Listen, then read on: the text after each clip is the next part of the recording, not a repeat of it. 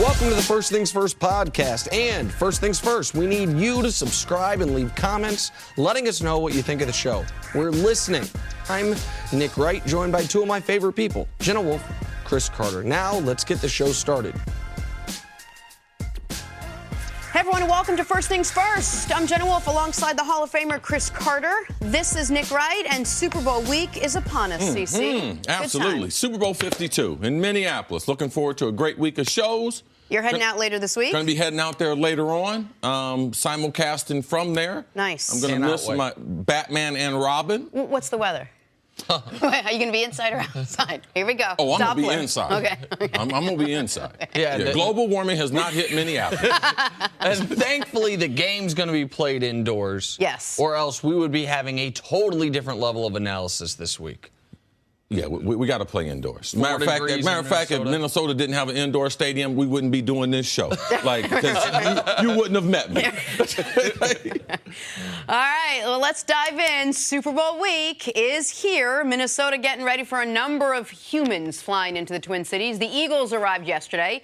Patriots coming in later today. It's your boy Ron Jaworski meeting the team. I know. Love it. And fans will be filing in all week. So good news for the Patriots, as Rob Gronkowski actually practiced the last 2 days, but still remains in the concussion protocol. But the center of attention has been, will be, and is Tom Brady, looking for his 6th oversized ring. He spoke about the importance of playing in the Super Bowl. I've never taken anything like this for granted, and I think we're all very fortunate to be in this game. It's a lot of hard work to get here. It's exciting for us as players, coaches, for our families, for our friends. And, what makes it great is when you go down there and you play great. So being a part of a couple of these losses, those are pretty tough to swallow. But I think you realize how much effort you have to put in to prepare. It's a very unique environment, unique game. And you have to be at your best. But in order to do that, you have to prepare as well as you possibly can. All right, so you see, given the season that the Patriots have had, the way that Tom Brady started off, all the injuries this team has had, the stitches, all of it on his hand, would winning the Super Bowl be his most impressive accomplishment at this point? I don't think so. I mean, it's nice at 40, but Tom Brady's already a made man with 5 Super Bowls. It is hard to top off on the field and off the field what Tom Brady did last year. Tom Brady could have walked off last year into the sunset and realized, wow, this is like a Hollywood ending to a script. Because not that we forgot how the season began. Tom Brady was suspended last season to start the season. And now we know through personally, his family, his mother, was going through some hard times, wasn't able to watch him play, was able to be at the Super Bowl, down 28-3 in the Super Bowl to be able to get his 5th Super Bowl. So those things right there, it's hard to go beyond that. Now, it is nice to see how he's adding to history at 40, getting his team to a 13-3 season, the #1 seed, and now playing in his 8th Super Bowl. That's all just icing on the cake for me. But last year, it's hard to top what he went through from an emotional standpoint, from a physical standpoint, and being removed from the team by the NFL. I know it's important to Tom because I've been watching the Tom versus Time. He pointed out in there, he still has the letter saved from Roger Goodell from his suspension. So this would be monumental, but what he's already done and what he overcame in the last 12 months, I think supersedes this moment. I would have thought you could never top last year. I also thought you could never top 2007, even though they didn't win the thing. I was like, Tom Brady's the quarterback of the greatest football team I've ever seen. And then last year happens. I'm like, man, this guy's 39 years old. All the things CC mentioned, the unbelievable comeback where he played a near flawless 4th quarter and then overtime. But I'm big on longevity. I'm big on people breaking the mold as far as it really stopping me in my tracks, impressing me. And if they finish this off, I think it would be the most impressive thing he's done. And here's why. If they win this year, he will have started his career with 3 Super Bowl wins in 4 years. And then, not necessarily ended his career, but he could end his career if he wanted to walk away, with 3 Super Bowl wins in 4 years. He would have won back-to-back Super Bowls in years 3 and 4 as a starter. and then back-to-back Super Bowls in years 16 and 17 as a starter. I came into this year believing both of these things. Tom Brady is the greatest quarterback I've ever seen, and he's probably not going to be great this season. I think people took the second to mean I didn't believe the first. I thought he was the greatest quarterback I'd ever seen, and I was selling Tom Brady's stock start this year because forget winning the Super Bowl at 40. No quarterback had ever been above 500 at 40. If he finishes this year, he will be with a win. He will be the MVP of the league, which I believe he already is, have another Super Bowl championship, have 50% more Super Bowls wins than Joe Montana, double the Super Bowl appearances of Joe Montana, and will have done it with no Edelman, last-ranked defense for the majority of the season, the one dynamic weapon on offense, and, oh, yeah, by the way, slices his hand open 72 hours before the AFC Championship And don't game. forget the emotional wrinkle. For the first time in the last couple of years, we actually saw a fracture in the infrastructure in New England, and maybe it's been there, maybe it hasn't, but it got leaked for the first time this year, and we started talking about, well, who's going to stay and who's not going to stay. So I think for all those reasons, you have to ask yourself, where do you rank this Patriots team that he's taken to the Super Bowl compared to other teams that he has brought to the Super Bowl? Is this maybe the worst team that has as far as as far as like talent of the people on his team outside of Brady? Yeah. Well, I think that Brady has something too, lot like LeBron, as far as the Eastern Conference. Because if you look at the matchups, Marcus Mariota in the divisional round. Yeah. Blake Bortles in the championship game. So his ability to get to the Super Bowl, it worked out with this team. This is not the most talented team. Like this team, they'd have a hard time being 8-8 if Tom Brady wasn't on the team. Like they're well coached and everything, but you can't coach what he does. And you're not going to be able to replace him with the guy that's going to make Danny Amendola a starter, that's going to make Hogan a big-time player. These guys aren't. They're just players that Tom Brady is making into better than what they are. So you have to give Tom credit for that. Up and down the roster, though, with injuries, like when they started the season, they thought this was a great football team, going to be a great season. But with the injuries, I mean, that's not the most talented team. I would say probably the least talented of all the Brady teams. I'm talking about top to bottom. Now, you have to realize the first two Super Bowls, the team won those. Tom was along for the ride. And those were very talented defenses. Yes. Those two Super Bowls didn't have great. This team probably has better offensive talent than certainly the 0-1 Pats. But those teams had outstanding defensive players. Right. I think the one thing that's significant, which led to Tom's suspension, the deflation of the football, because people talk about how will this affect his career. Well, they changed the ruling on the footballs. They got a new way that they measure them and who's able, the sequence for which the footballs are taken to the field.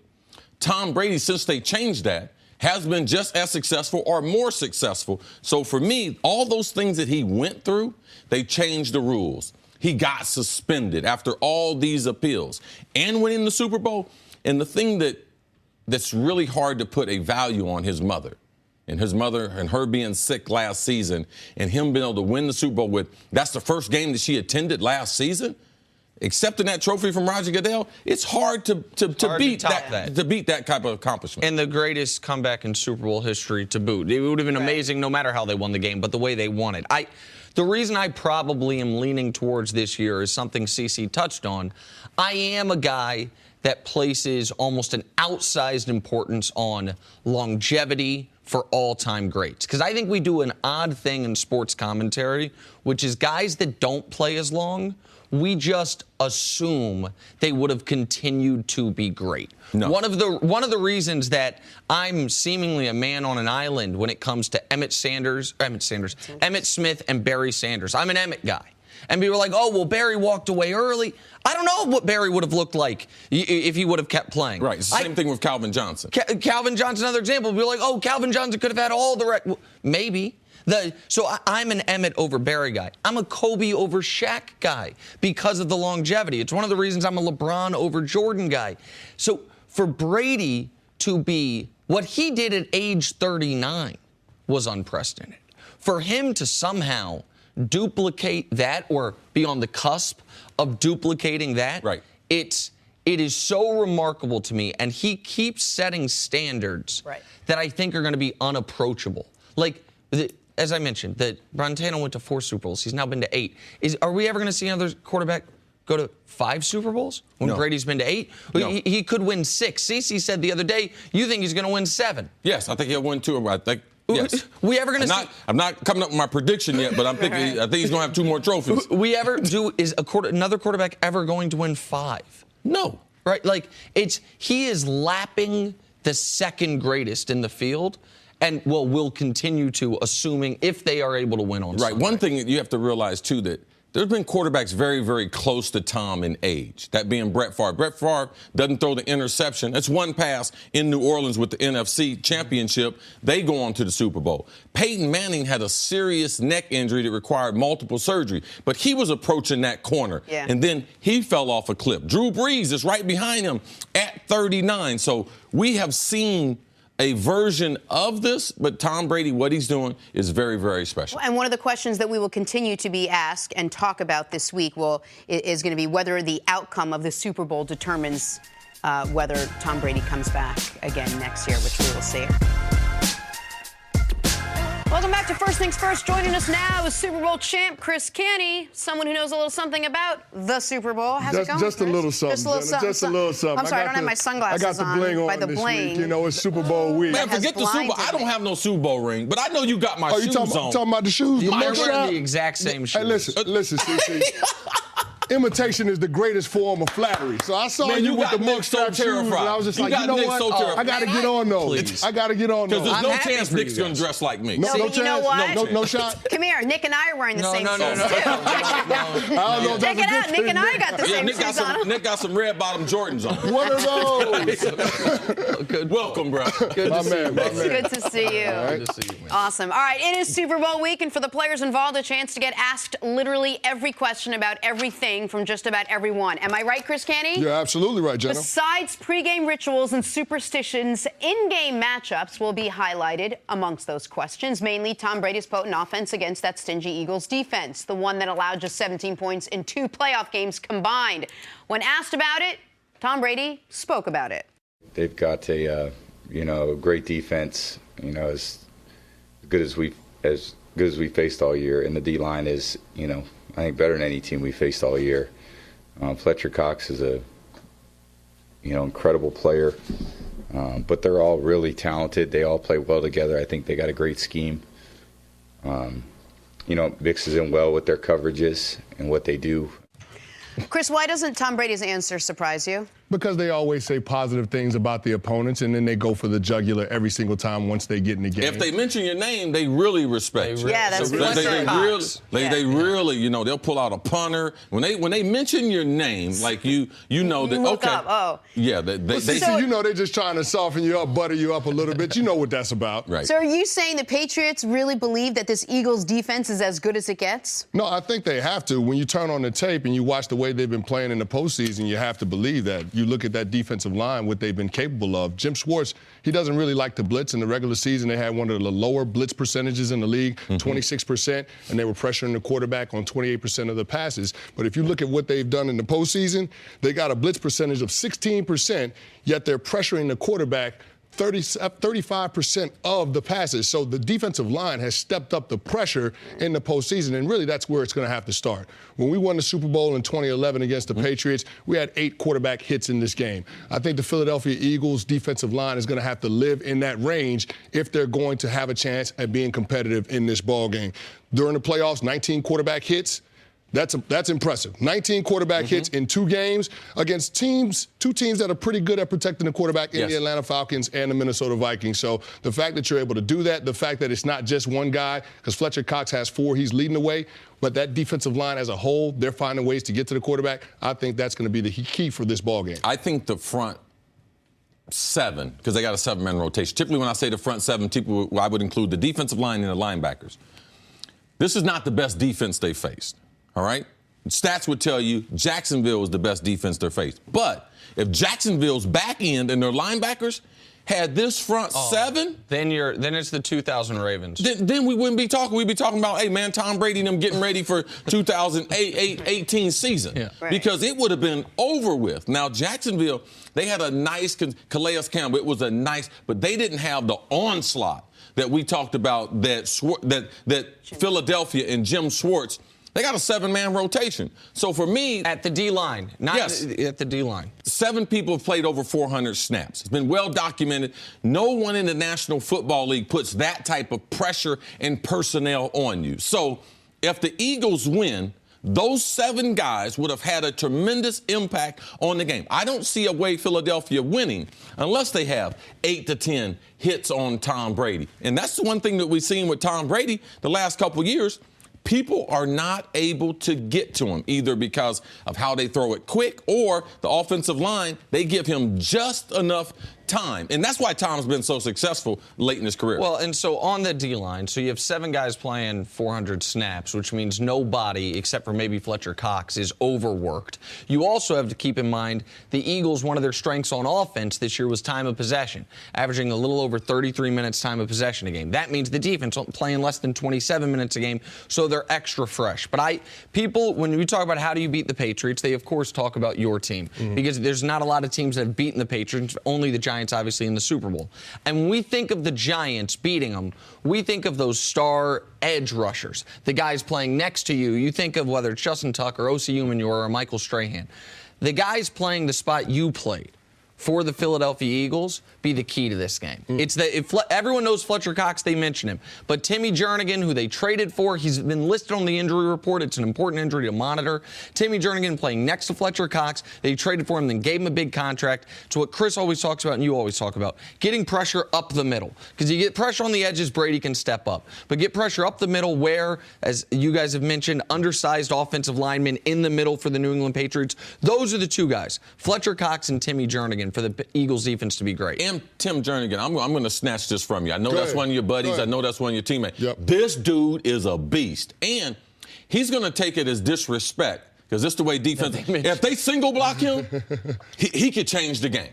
Now, they have to double-team Fletcher Cox. They've mentioned Fletcher Cox's name in the press conferences, so you know he will have the maximum amount of attention. And, yes, those Giants teams, those guys outside did get all the fanfare. But that game was started by the guys in the middle, the D tackle and playing on the nose. That's what created pressure. Now, to put the game away, Strahan and them came off the edge at the end of the game, but they got beat up. Their guards and their center got beat up by the Giants' interior line, and that's what led to victory. And that's one of the things that you're going to see in this game because the Patriots, they're going to deploy in that 3 wide receiver, 1 tight end personnel grouping. So the Eagles are going to have to match that with nickel. Now, on early downs and distances, you're going to have Timmy Jernigan and Fletcher Cox in the middle. Bo Allen will be rotating in there. But when they decide on the longer downs and distances that they need to get after the quarterback, you could potentially see them taking out one of those defensive tackles and putting in another defensive end and going with a 3 defensive end and 1 defensive tackle front in order to have more speed on the field and be able to attack that pocket. Because as you mentioned, CC, you can't double team both of those guys on the inside of that defensive line. So whoever is going to get the one-on-one, they got to go to work. They got to win that matchup because you got to get that pressure right up the middle on Tom Brady in order to impact it. Did you say earlier that Jim Schwartz didn't call a lot of blitz packages throughout this season? Yeah, he's not big on blitzing. And tell me how that changes on Sunday. Well, here's the thing. I don't think it can change on Sunday. I think you have to rush 4 and you have to drop 7 in coverage just because of what the Patriots do. Now, if you look at the Eagles team, they're pretty good in terms of the opposing team's QBR when they're targeting running backs and wide receivers. They're second and third, respectively, in terms of being able to keep those guys in check. But when you look at tight ends, they're one of the worst teams in terms of opposing QBR rating when they're throwing the tight ends. They're 28th. So this is a game where Rob Gronkowski is really set up to have a big day. The Eagles and Jim Schwartz have got to have an answer for him. I don't know if it's going to be Rodney McLeod, Malcolm Jenkins, Michael Kendricks, Nigel Bradham, but between the combination of those 4 guys, they got to figure out how they're going to defend Gronk. Well, one of the ways that maybe they could defend Gronk is if they are effective enough with the pass rush that the Patriots feel like they have to keep Gronk in the block. Like one of the best ways to defend him could be to. They're not going to do that. Okay. They're not going to do that. I mean, they don't do a lot of that. And they have the protection in what they call. Tom will get the ball out of his hand. So they don't do a lot of that to be able to stop people. But Philadelphia cannot win with that game plan. All right? You cannot go in against New England and say, I'm only going to rush 4. You have to come up with a plan B. Just like New England did in last year's Super Bowl, they went after Matty Ice to come back in the game. They started blitzing. Jim Schwartz, you need a curveball. You need a slider because your fastball will not be able to get it done by itself. Good news for the Patriots. Rob Gronkowski practiced twice over the weekend. He still, however, has not cleared the concussion protocol. CC, you say you're not worried. You still think he'll play on Sunday? No, I'm not worried because he started the activities that when the doctor releases you to start driving. He started driving 5 days ago. And now he's been released to increase his cardio, because typically in the protocol, what you're worrying about once their heart rate begins to go up, then they start getting some dizziness, start having problems with light. So once you see them on the field, they've been allowed to advance in the program that they can get their heart rate up. So when you see them on the practice field actually running, you know that they're very, very close to being out of the protocol. Also, given where he is in the protocol now, we do have reason to believe, if not know, that if this had happened in the divisional round, where you don't have 2 weeks between games, it could have kept him out for the week. But with the extra week before the Super Bowl, he should be able to play. He is, Chris Canty mentioned it earlier, the weakest spot on the Eagles' defense is their defense of tight ends. So he's a key player in every game, particularly in this one. I also expect him to play. All right, finally, Tom Brady had those 12 stitches removed from his hand. There was never much doubt about him playing in the Super Bowl. And after being limited in practice on Thursday, Brady was a full participant on Friday. Chris Carter, should we expect Brady's hand to have any impact whatsoever in the Super Bowl? Yeah, hell yeah, it's going to have an impact on the Super Bowl. He's going to be carving them up, throwing the ball. I mean, he's holding the ball in his hand the whole time. The injury to his hand. There is no injury. It's they took done the stitches out. That's the question. I mean, the concern was last week, especially playing in the elements.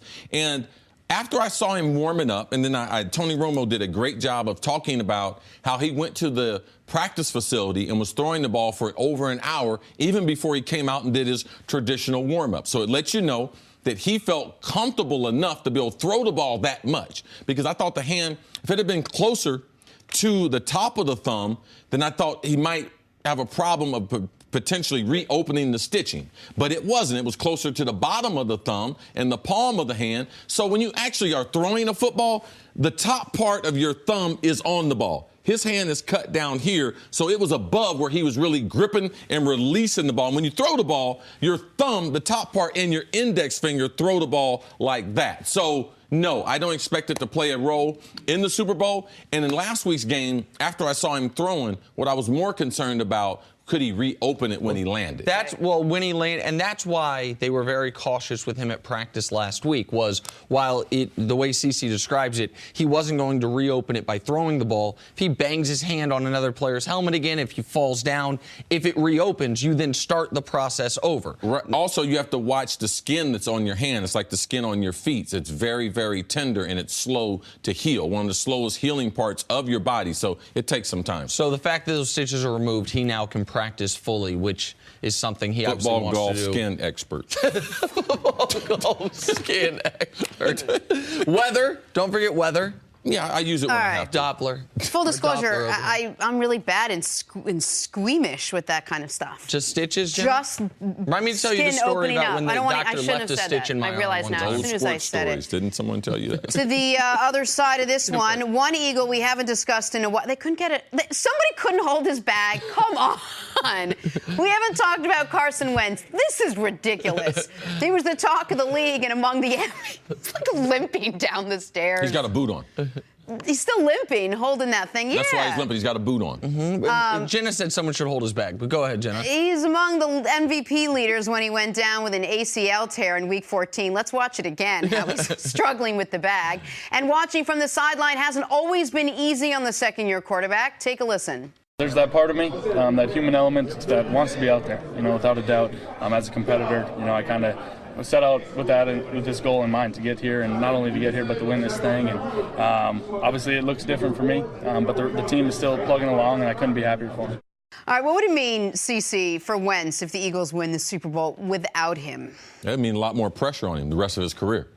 If they win the Super Bowl with Nick Foles, yeah, they got most of those wins with Carson Wentz, but the type of pressure, and you have to realize what the Philly fan base, it's not no normal fan base now.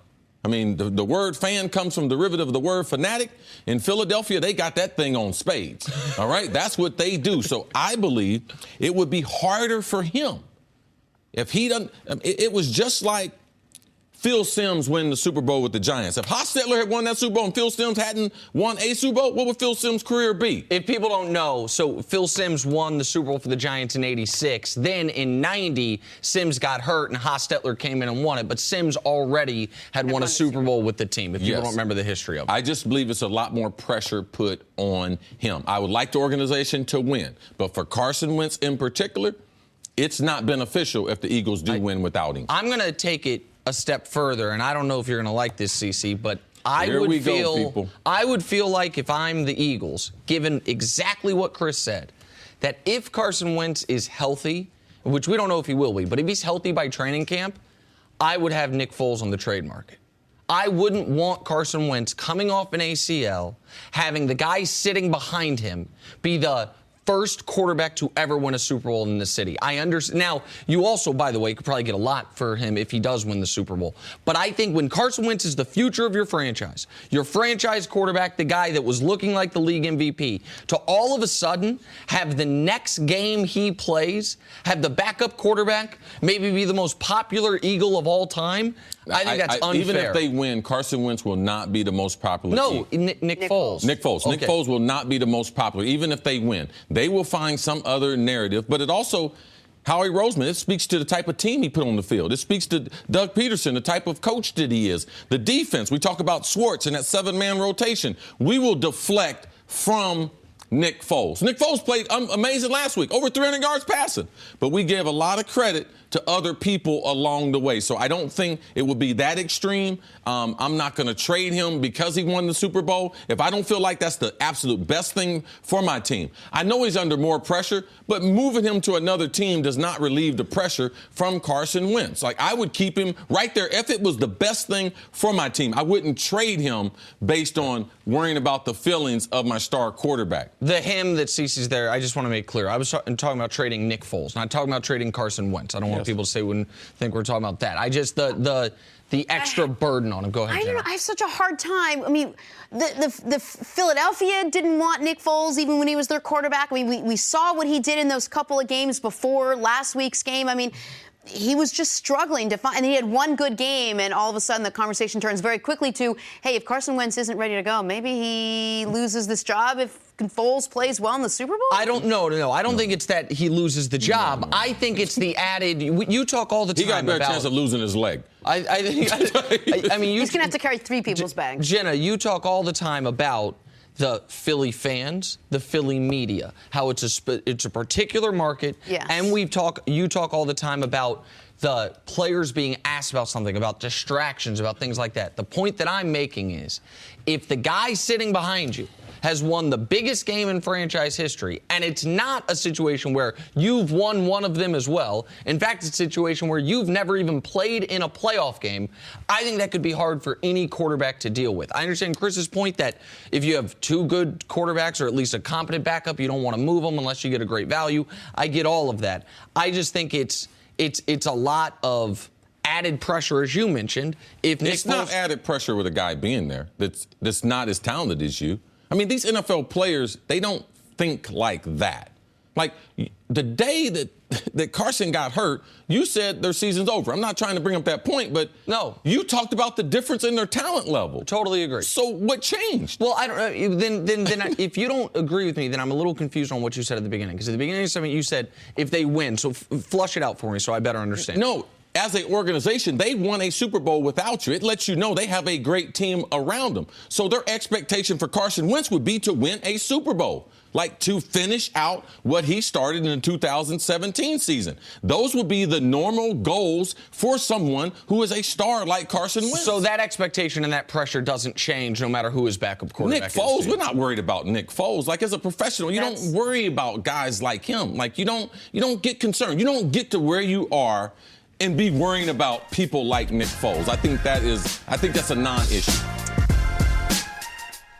Back Back here on First Things First and the controversy surrounding Michigan State. ESPN published a report of a, quote, pattern of widespread denial, inaction, and information suppression surrounding sexual assault within the athletics program at MSU, as well as on the campus as a whole. The report shed light on rape accusations and charges of violence against women by former basketball players and a graduate assistant.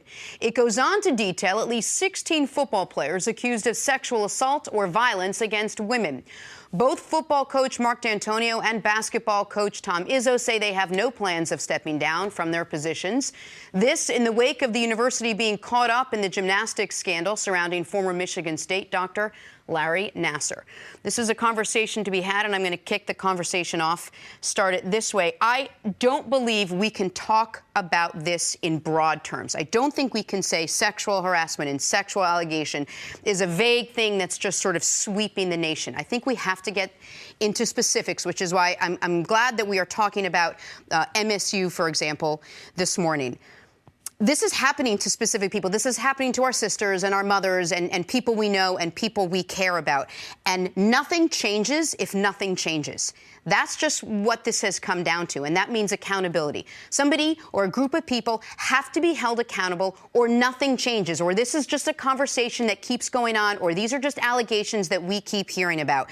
And until someone is held responsible, this is just a continuing and ongoing conversation. And I don't care how successful your organization is, how much money the university is making, how many awards or accolades or, how big things have gotten. It does not justify this happening one time, just one instance of it. And I do understand that people will say, well, this is bad for business. Well, it doesn't matter at this point. And we've gotten to the point where it really can't matter. And let's not forget that in addition to the allegations against the former players at MSU, Michigan State University harbored the single worst sexual abuser in the history of this country in Larry Nassar. They let him stay there, knowing there were reports out against him.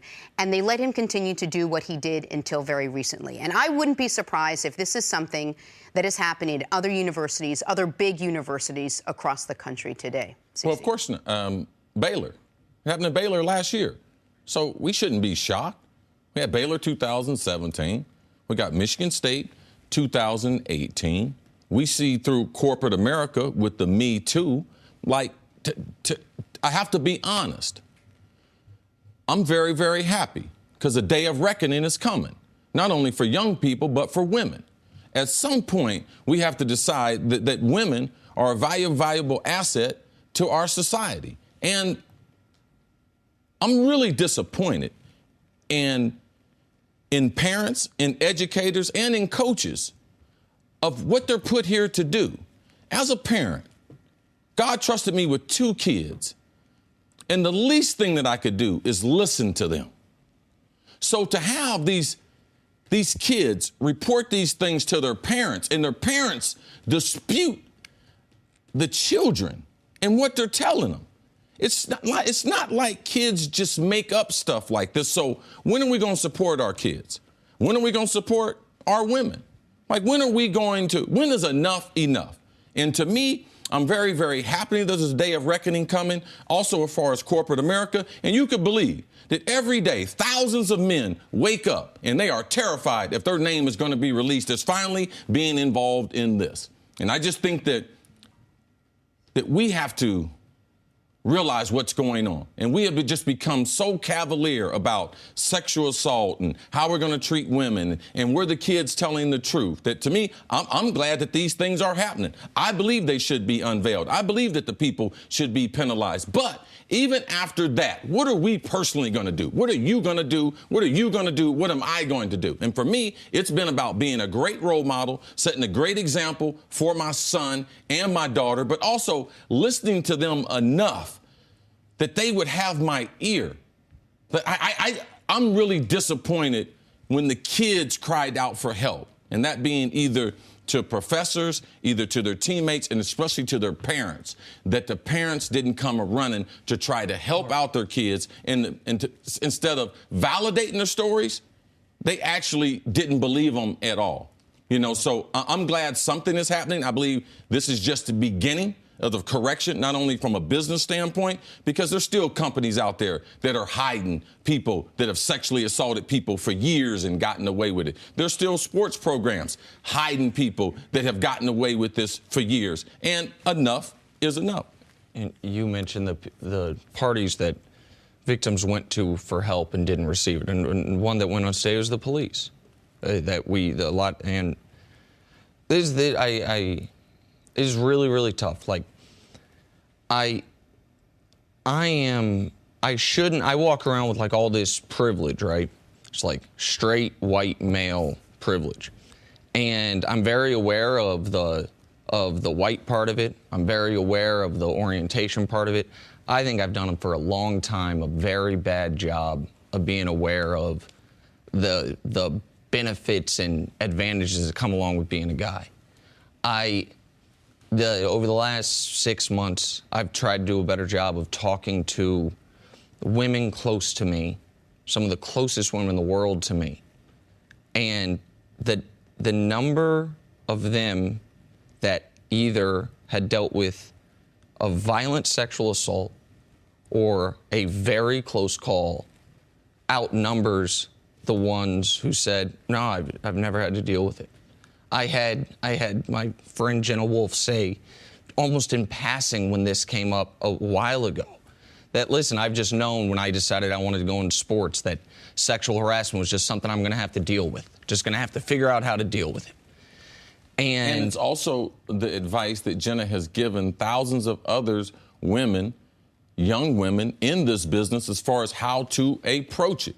Like, there is a method, to going about this and how to be successful at it. And it's not acquiescing to the offers. It's being a professional, being better than the competition, being above reproach, but realizing in this, it's real. Like, you're going to face these things and you need to have a game plan for what you're going to do. And it's just so, where Chris says he's glad the moment of reckoning is happening. I am glad that in 2018 we might be finally starting to approach allowing women equal protection under the law and equal citizenship. I'm glad we are getting closer to that.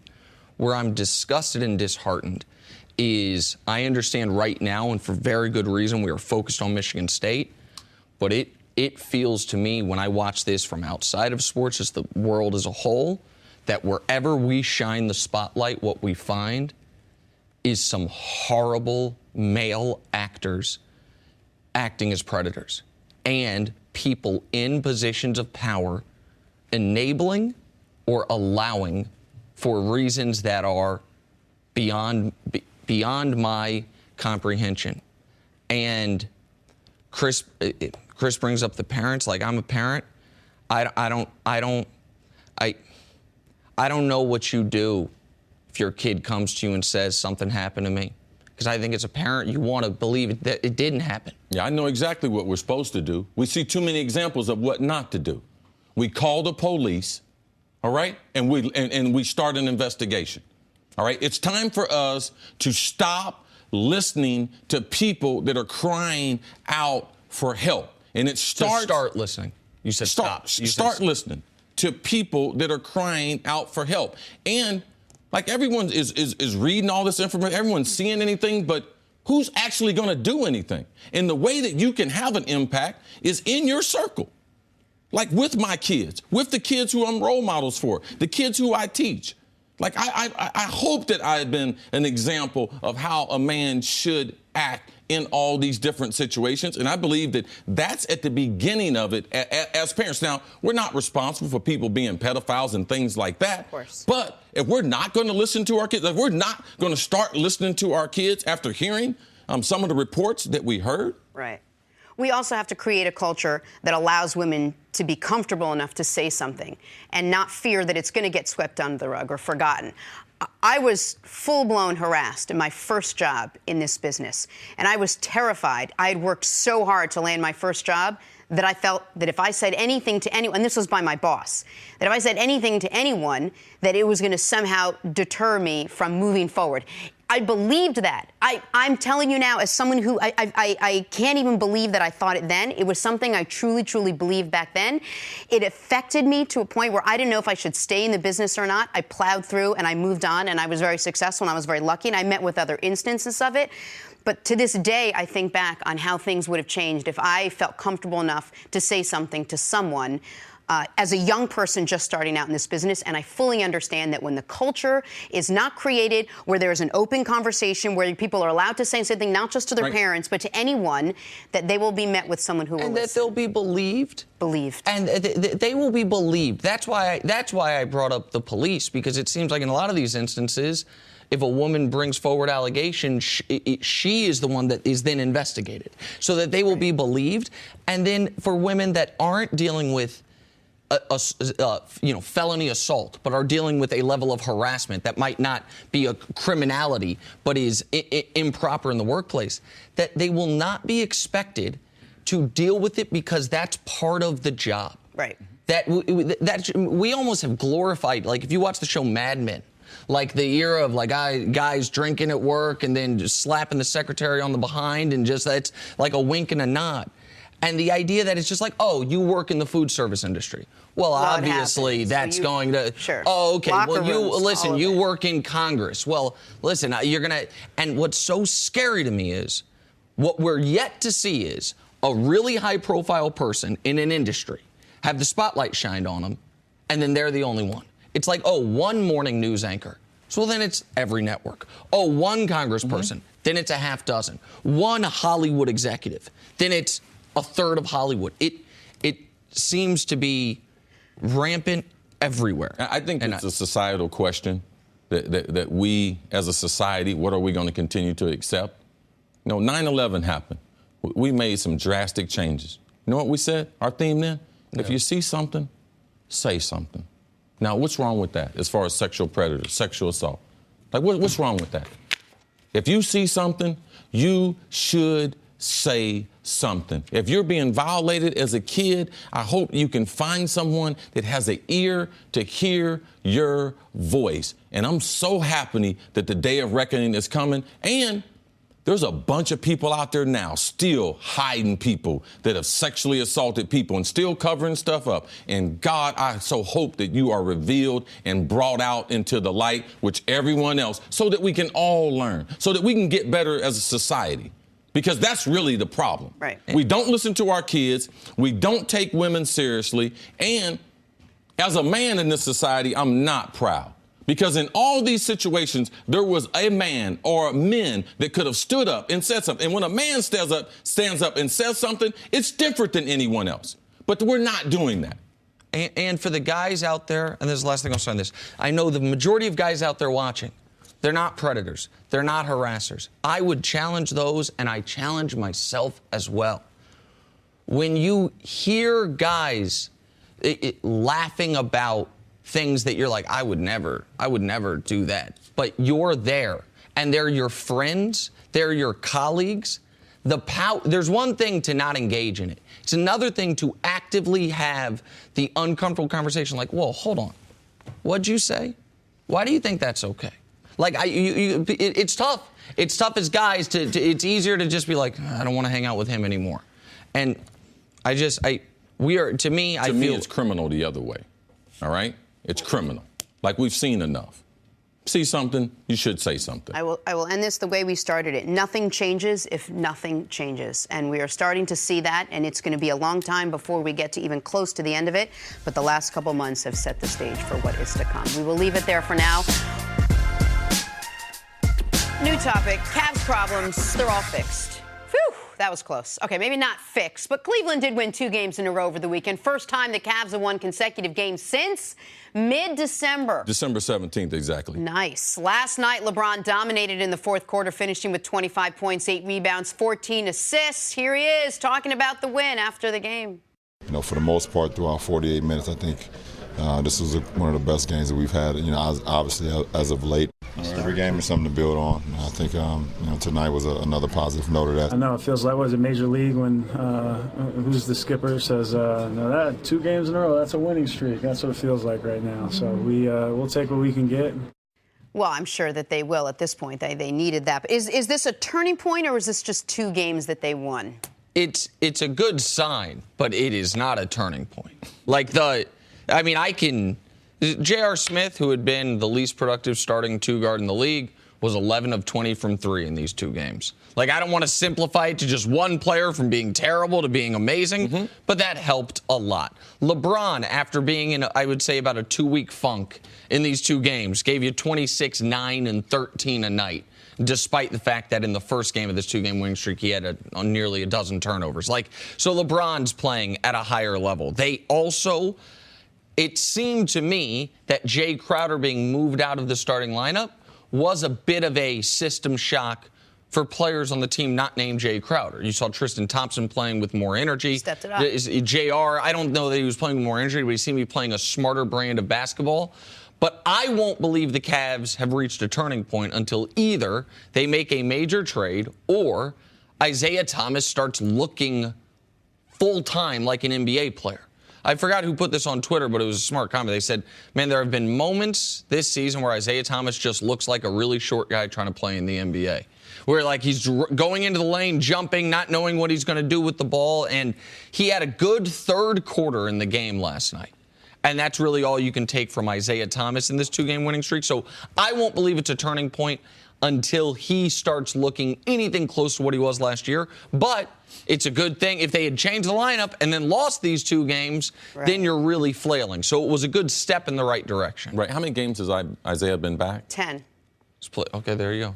Now, I think that we forget Cleveland went back to Boston and said that we need more in the trade because he's hurt. His injury is more significant than what we thought. So now we're in the season. He's playing. We forgot about his injury. We forgot he had a horrific hip injury that as a small player, when you're small in the NBA, either you got to have an unbelievable jump shot, you also have to have unbelievable dribbling skills, but also at the end of the day, you still have to be able to finish around the rim. He's got a hip injury he's coming back from. He's only played 10 games. His legs aren't under him yet. We watch him and you see him out there okay, he's starting. We have this optimism that he came back early, but we forget that he was injured. His legs are not under. Watch him in the pick and roll. Watch how many times he hits the floor when he's playing defense or playing offense. So it's an inordinate amount of time that an NBA, an all-NBA player is on the floor, and a lot of that is because his legs aren't under him yet. That will still take until after the All-Star break. So I believe he will get better. But if Isaiah is not, say, a big 3, the Cavs got no chance. All right? Because right now they got 1 star, and they got Kevin Love and IT. Kevin Love is not playing all-star level, and IT is not anywhere near where he should be as a player. Now, time will take care of that. Is this the answer? Is this the turning point? No, Detroit stinks. They lost 7 straight games. Cleveland gave up 61 points in the first half to Detroit. So, no, it's not. Going into the game, they were the worst in the NBA in defense. Coming out of the game, they're second worst. So, no, it's not a turning point, but we need to realize the significance of the injury that IT had. And just because he's been back 10 games, we see him on the court, that we expect to see the player that we've seen the last 2 years, and he's not there yet. And not to get too in the weeds on the injury front, but if he wasn't hurt, if he was just out this whole time, how long would you give him to get his legs, as you say, back underneath him? There's no way we would be able to calculate because the only way you can calculate is by with the taking injury. off that time. It's not as if it's not a high ankle sprain. It's not a sprained MC joint. It's not ACL joint. It's an odd injury. So we couldn't put a time on it. The fact is he's been injured. Right. We can't change that. Jenna, if he hadn't been injured, if he were suspended for the first 40 games of the year, I would be much more confident because I would look at him and say, okay, he's just out of shape, out of rhythm, all of those things. My biggest level of concern for the Cavs related to Isaiah Thomas is if due to this hip injury, when he is fully healthy, when he is back in game shape, when he is back in rhythm, if he is forget a full step, a half step slower. Because If you people talk about Isaiah Thomas, and I think the image in their head is him hitting threes. Man, Isaiah Thomas was brilliant last year at getting to the rim and somehow finishing over guys literally a foot or nearly a foot and a half taller than him. And that's not the part that makes him special. It's the combination of at the three-point line and getting to the hole. But if that getting to the hole goes away, he's not, I mean, just from a pure... There's a reason why there's not a whole bunch of 5-something guys in the NBA. Right, even guys that can shoot really well. So that's my biggest level of concern for the Cavs is if Isaiah Thomas has, due to the injury, lost a half step, or if it's going to take him a full year to get the half step back, if you will, then Cece's right. Like, they, as presently constituted, they can't win a championship unless Isaiah Thomas looks close to what he was last season. And that's what we won't know, and unfortunately for the Cavs, we probably won't know it until after the trade deadline. They only have 5 games between now and the trade deadline. Like, they're not going to be able to find out if he's going to be fully healthy until their roster is set in stone. Last thing, 10 games doesn't seem like a lot, especially when you're coming off the injury he's had, not having the legs underneath him. 10 games seems like the smallest of small samplings. So why, even though we all know this, are we throwing out things like they might have to trade him or we have to figure out a way to make this work? If we all know that it's a short amount of time, I mean, why are we not giving this a little more time? Because this could be LeBron's last season in Cleveland. I understand, but didn't we all assume it was going to take him growing pains, games and games, a couple weeks? We didn't know when he was going to come back. Like, we didn't know. Cleveland knew that the last 3 years they've made moves. So us suggesting that they're going to make another move is just based on what we've seen, and they're not as talented as Golden State. Right. The reason why we're not staying pat because we see what's going on in the West. We know Golden State is out there. The whole league has a bit of Golden State derangement syndrome, and it's well-founded. Welcome back to First Things First. Joining us now is Chris Broussard. We only bring on guests whose first name are Chris or whose show anchor is Chris. That is just the lane that we are driving in. So welcome. You're going to fit in just right here. In case we have to make an alignment change, it'd be Chris and Chris. I'm trying to make Cycle sure we right get it right. Chris and Chris. There's another way to look at that, but that's fine. Just go ahead. Nick loves that. So far, A+ for us. All right, other Chris. LeBron James and the Cavs beat the Pacers on Friday and the Pistons on Sunday. This marks their first winning streak of 2018. But not all is well in Cleveland. Isaiah Thomas still struggling. Shooting less than 40% from the field. He's also reportedly at the center of some of the Cavs' drama. Spoke about his role on Saturday. Take a listen. Has anyone in the organization approached you about shot selection, about your shot selection? No. It hasn't been a topic. What do you think about that? I've had people in the locker room kind of wondered about. Ooh. I can't tell you who. And it's like that. I'm just. I mean, if they worried about my shot selection, they must not seen me play the last few years. Like, that's all I can say about that. If somebody's worried about that, what did you trade me here for? To not shoot? To not find my rhythm? To not be Isaiah Thomas? Because I can't be anybody else. So whoever's saying that, I mean, I don't know what I'm here for if I'm not here to score the ball and make plays after being off 7 months. He's honest, and you got to appreciate that. Yes. What do you think here, Chris? Could Isaiah Thomas is he ever going to fit in with LeBron and the Cavs? I was going to say, on one level, I love Isaiah. I love his, like you said, his honesty, his cockiness. Bravado. For 5'9" to play in the NBA, you have to be that way. On the other hand, he's got to have somewhat of an edit button. You know, I mean, he's already called the way they're playing unacceptable. He said Boston played a lot harder. Now he's saying, you know, he's called out Kevin Love. He said he didn't quite call him out, but whatever the case. I just basically asked him, where were you during the game? Loudly. Yeah, none of your business. Exactly. You should have been worried about the stuff on the court. So that's number one. He's got to dial that back a little. I don't know if he can, but he's got to try. On the court, yesterday was a good sign on the one hand because Ty Lue did something smart. After they started together, he basically played LeBron and Isaiah at different times, which was great. You know, kind of like Houston does at times with Harden and Chris Paul. And in the third quarter, and also Golden State with Durant and Steph. Trying to make sure one of them is still on the court. Exactly. It's smart. Third quarter, Isaiah had 10 points. Right. Big stretch for them. And I got to admit, I thought what Ty Lue did in the fourth quarter was the right thing to do. They are at their best. You're not going to do it all the time, but when LeBron's at the point. Because then you can have Jeff Green and Jay Crowder, and that's your best defensive lineup, and other guys. If people didn't see it, in the fourth quarter, it was LeBron and reserves. And they ended up getting out to it. They started well. Tristan went to Ty Lue and said, don't put us back in. Stick with them. They did end up putting in Kevin Love late in the fourth, but aside from that, they didn't make a lineup change. So Isaiah Thomas, I don't think the plan going into the fourth was for Isaiah Thomas to not play in the fourth quarter, but he ended up not playing in the fourth quarter because they were going so well. People didn't see the game. And the thing it was a contested game.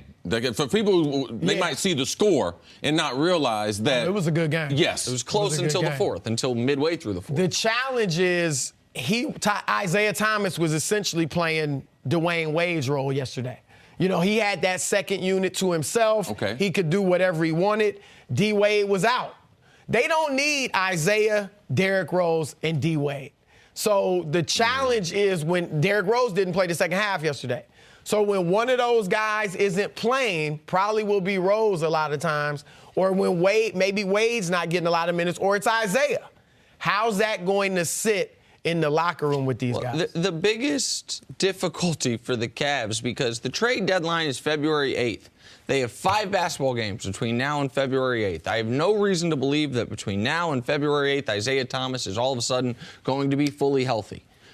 They are not going to get to see what the healthy version, as healthy as he's going to get this year, of Isaiah Thomas looks like with LeBron until the roster is locked. Like Kemba Walker is out there. There are moves that could be made where Isaiah Thomas would have a surprisingly short stint in Cleveland. But they would be selling so low on their big piece they got for Kyrie. I don't think they want to do that. But they're not going to get the information necessary to figure out, is it worth selling low on Isaiah Thomas? Because he's not going to be healthy by the time the trade deadline rolls around. So you're saying trade him before the deadline? I'm saying that I don't think you can trade him because you won't. If you trade him, you will have never have gotten to see what a healthy Isaiah Thomas looks like with LeBron because of just the timing of the injury and you're not going to be able to fetch enough. And because the thing that's frightening in this is when I watch the Cavs, I miss watching Kyrie play with them. I mean, they are not the offensive team. Isaiah is not Kyrie. And watching Kyrie play on Saturday against Golden State and then watching the Cavs on Sunday, it's not nearly the same. I don't think it's even a conversation as far as trading Isaiah because they're not going to be able to get anything for him as far as what a player like him would be worth if he was healthy. And I think it would be admitting a failure in the Kyrie trade. I think if they could get, and I don't think they can, a Kemba Walker, I think you do that in a minute. I think they would do it.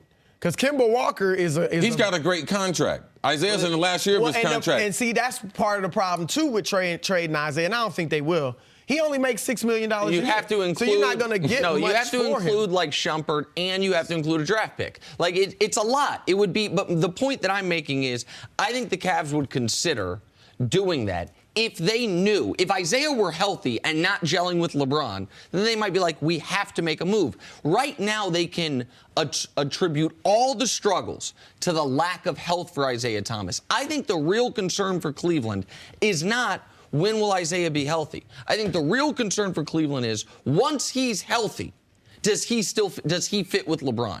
That's the question because of the role he played. You mentioned they're at their best when LeBron plays point guard. They're at the best when he's running the show. That's the role IT played in Boston, and that's information they won't be able to get until after the deadline. And how much time do you give them to figure that out?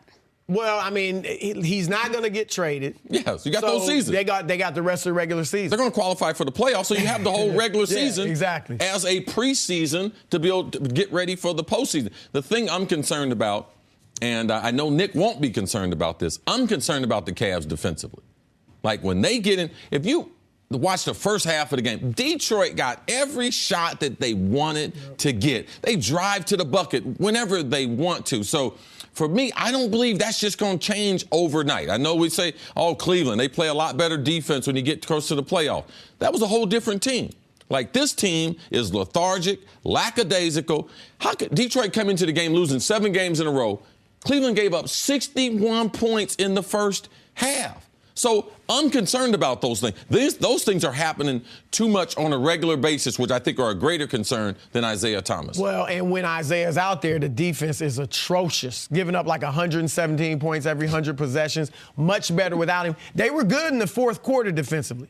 The question is, can they do that for 46, They decided not to do it for the first 3 quarters. That's my problem. But the one thing is, last year we say they were 22nd in the league in defense. They were 29th after the All-Star break, and then they were third in the playoffs. It was the same thing after the All-Star break. They were 29th after the All-Star break, then they were third in the playoffs. I understand Isaiah Thomas is a worse defender than Kyrie Irving. The reason I think they can turn it on is because that defense comes and goes with LeBron if he's going to play center field and if he's going to fix things for them. He is not doing that right now. I don't think LeBron can fix their defense. And why not turn it on when their offense isn't working? Why not turn it on now if they have the ability to turn it off? He's got 100 games to play in the year, and he needs to be able to average a triple-double in the finals for them to have any shot. He has paced himself quite well over the last decade. LeBron is why you think. Oh, my God. Like, LeBron could decide to turn it on in the defensive end. Like, well, that's literally exactly what happened last year. Last year, they were 29th after the All-Star break, and then in the postseason, what, did Kevin Love become a better defender than Kyrie? They were better than everyone in the East. Okay, but that's... I mean, by a large margin. But we're talking about their defense specifically. Yeah, they got 8 new players. Yeah, I think... So who we giving credit for the turnaround they had last year? Who we? I think they have a more talented defensive They're not as close-knit. More talented this year? Defensively. With Jay Crowder there. If Crowder will start with playing Dwayne Wade, who's playing very well defensively. What? That is a fact. Check any of the metrics. He's their best defender right now, Green Dwayne Wade. can be a good defender. Yes. So, I mean, we'll see. Can be. We'll see. Yeah. When they want to, they will. I'm going to hit a growth spurt. I'm going to be 7'2" next week. If you hit one last year, I would have believed it. Now that the NBA season is heating up, I wanted to talk about another podcast we do at Fox Sports, and that's Chris Broussard's In the Zone. Each week, Chris breaks down what's trending in the NBA and the biggest names in the league. Previous guests include Kareem Abdul-Jabbar, Shaq, John Wall, and myself. So if you love the NBA, make sure to subscribe to In the Zone wherever you get your podcasts. Tiger Woods finished 72 holes in the tournament for the first time in over 2 years. He finished 3 under par, 7 strokes behind the leader. He said he was pain-free throughout the weekend.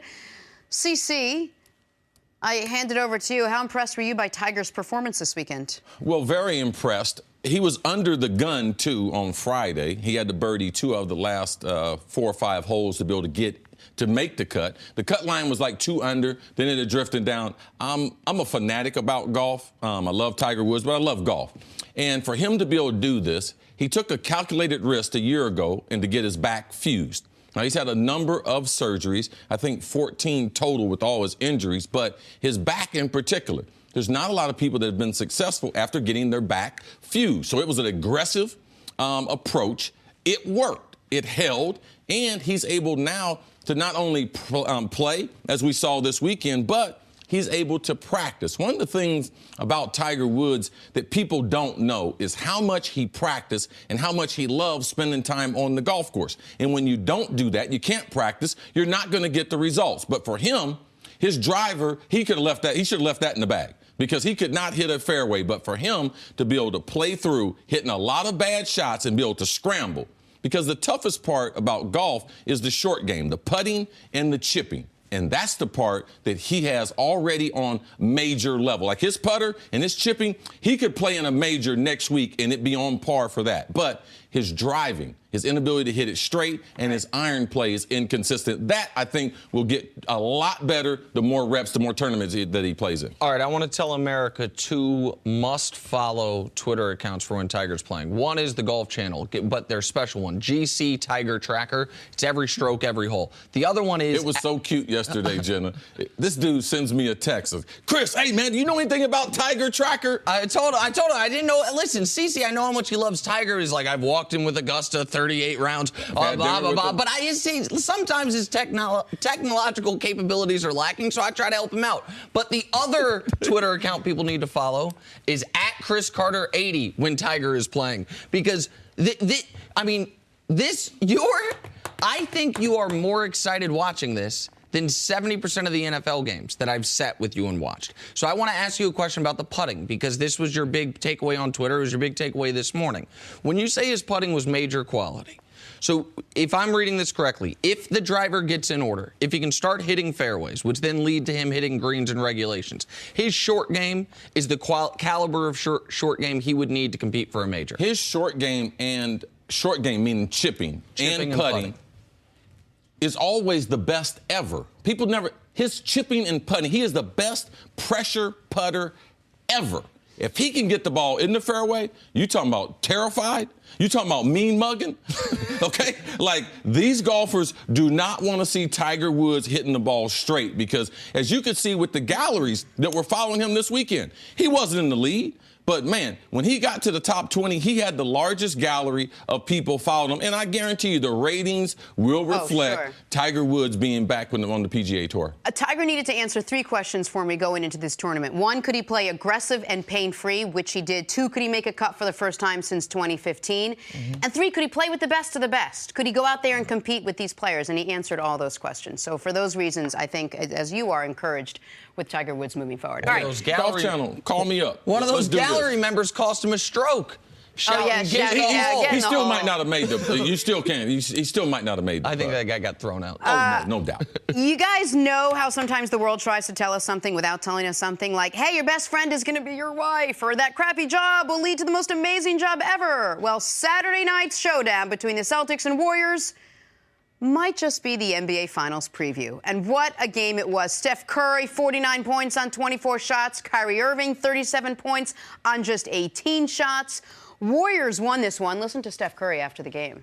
I mean, this is like a playoff type game, down to the wire, back and forth. So it prepares us for what it's going to be like in April, May, and June, and that's good preparation. So I like to say we send a message that we're still tough, we're still a team to beat, but a lot of work to do. You want to beat them, and that's what I try to echo to my team, and I know they feel the same way. To be considered the best, you got to beat the best, and that's what we try to do. Watching this game, you had to be able to feel there was like palpable energy with these two teams matching up. Do you think this could be an NBA Finals preview, CC? There's no doubt. Absolutely. These look like, now, East and West. Now, there might be someone else that might come out of the West, but the way they played, the intensity for which they played, the matchups, and if you look at the people that were on the court, it's not like in the playoffs one team's going to have another player. Right. Now, typically, our man Mannix said that Gordon Hayward's traveling with the team, like things like these are the players that we would be seeing in the postseason. So it was a great matchup. The intensity was definitely wrapped up, but also the skill level of what it required to get the ball in the hole and the intensity for which they were playing defense. It was an amazing regular season game. I enjoyed it. It was nice to see the Celtics were able to ramp it up, and it lets you know, man, Kyrie is the only guard really in the NBA, the point guard, that can match Steph bucket for bucket, move for move. And we've seen this in the finals, and Kyrie is very comfortable playing against Steph because even though they're on the court, Kyrie is being guarded by Klay more than he is Steph. Now, he has to guard Steph, so they do a lot of pick and roll, so you do see him, and you can see the motivation when they're on the court one to another. They definitely make the other person's game rise up. Steph was extraordinary, and Kyrie was nearly as good. Like, this was as good of a mano-a-mano, point guard on point guard matchup that we've seen, I think, in the NBA all year long. And Kyrie does seem to take his game to another level when he plays not only against the Warriors, but particularly in Oracle, on the road against the Warriors, which is why it's a shame we won't get to see him play again there until next season because the Celtics are not going to make the NBA Finals. Shocker. But this was a tremendous basketball game. The Warriors take them seriously. The Warriors absolutely, this was not a game where sometimes the Warriors get out they're down 10 early, and it's because they are not taking a game seriously. That's not what happened here. The Celtics played, I think, offensively as well as they could play in the first quarter. I think they were shooting 75% with a couple minutes left in the first quarter. And the Warriors were doing their best. Like, it wasn't because the Warriors were lackadaisical. The Celtics were just playing outstanding.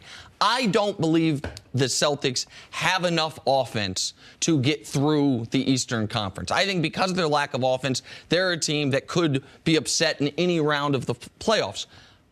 With that said, they are one of only 3 teams that I think if they were to play the Warriors could actually give them a fight.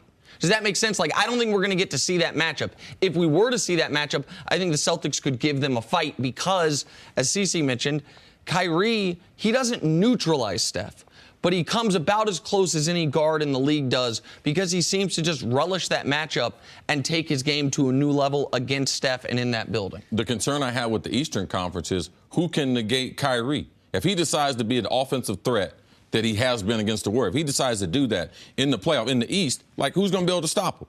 Like, we see Cavs with what they do defensively. That could be a major problem if offensively Kyrie goes into that series and said that I want to take over the game. I believe that could be a problem for the Cavs. Let me answer that for you real quick. In that situation, what I think the Cavs would do, I think the Cavs would simply have LeBron guard him. And that's where the lack of other offensive firepower hurts the Celtics. If Gordon Hayward's out there, that's a tougher thing to do. If Jason Tatum was playing like he was a couple months ago, that's a tougher thing to do. But I think they would just tell LeBron to guard Kyrie similar to what they did could only guard him in the Rose. Fourth quarter. He couldn't guard him the whole game. Sure. It would take too much out of him. Sure, but that's what they did against Derrick Rose, right? A few years ago. Yeah, but Kyrie's a better offensive player because he can shoot. Derrick Rose couldn't shoot. He could not shoot, and it played into LeBron's hand. LeBron could get up on him and use his size because he couldn't go past him. Kyrie, you can't do that. LeBron cannot play him at the three-point line and prevent him from getting to the hoop or also getting people open. What did you see from the Celtics that you think the Cavs could have done better if you don't think you're going to see these two in the finals? It's not that I don't think we're going to see these two in the finals because the Cavs necessarily match up better against the Warriors. It's because I don't think the Celtics can beat the Cavs in the series. Gotcha. Exactly right. There's nothing they would have been done in that game to say, oh, the Cavs, like, no, stop. That was, no. I'm Jenna Wolf, and thank you for listening to the First Things First podcast. Make sure to subscribe and tell your friends, family, and coworkers about the podcast, which, by the way, is available on iTunes and all your favorite podcast apps. You can catch a fresh new episode every Monday through Friday on FS1, starting at 6:30 a.m. Eastern, 3:30 a.m. Pacific. So long.